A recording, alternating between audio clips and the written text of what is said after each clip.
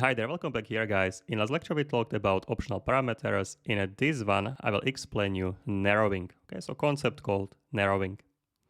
Let's start in our playground.ts and we can do small cleanup here. For example, this comment of interface we can remove freely. Okay, we have also interface person here. We can also remove it. We have here for now class. Okay, these two functions, log personal info, I'm not sure we will need them later. I will just remove them if we need. We can create them. I just want to clean up my play function. And actually this way we can remove everything when I'm looking at this.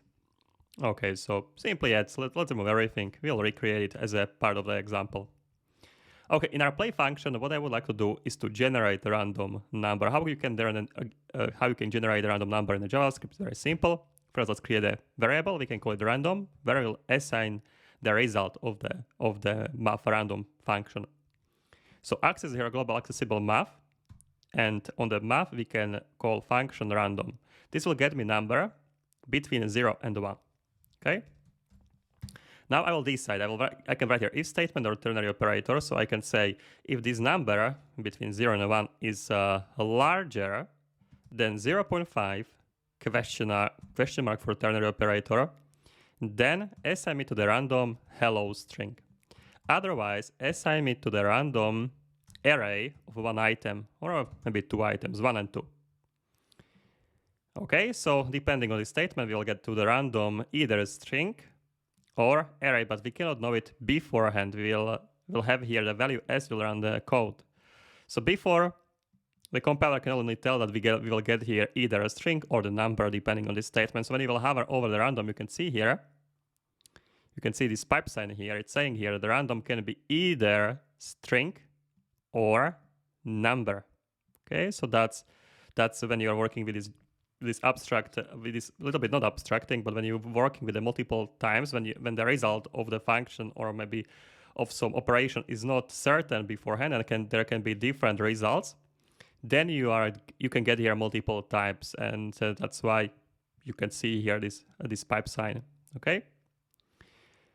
Okay, I wasn't talking about the array types yet, so yeah, maybe for narrowing I will show you a few array types, how you can create an array. So for example, when I will want to create an array of the names, how I can do it, how I can create here a type for this, I can of course column, and now I will write here, this will be the array of the strings. So I'll write here string, and this sign here, this square brackets, and this is saying that the names is the array of the strings. And now we can create here array of strings. Okay, so some names, for example.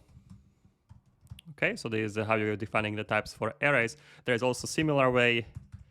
Okay, you can create a names too, let's say, or let's say numbers. I will create here array of the numbers. You can do it the same also with the array.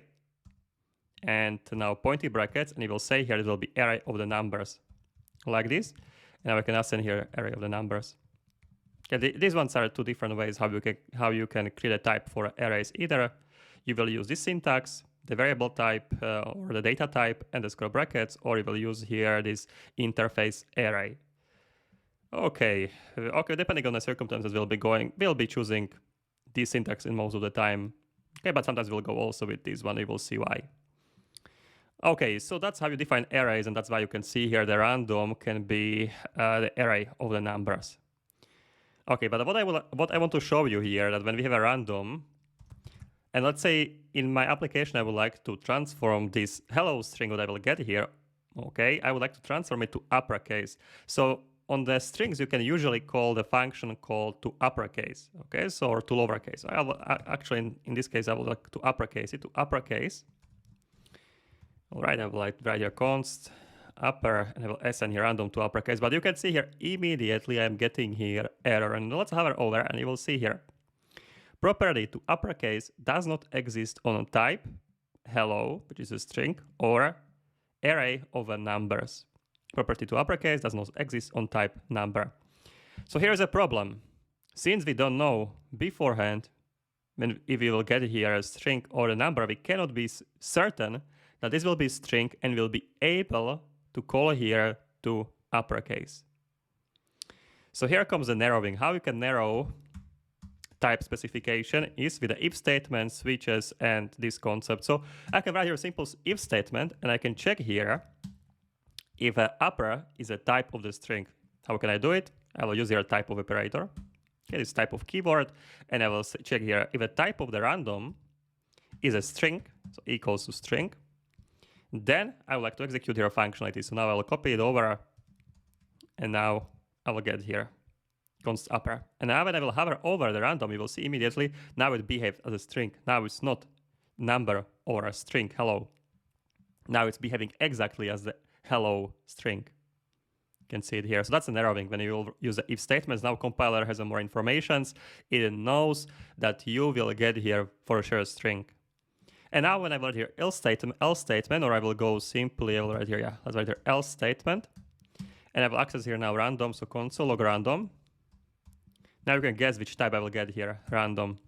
And now you can see here, now I'm getting here number array. Because if it's not string, then it must be the second option, which was the array of the numbers.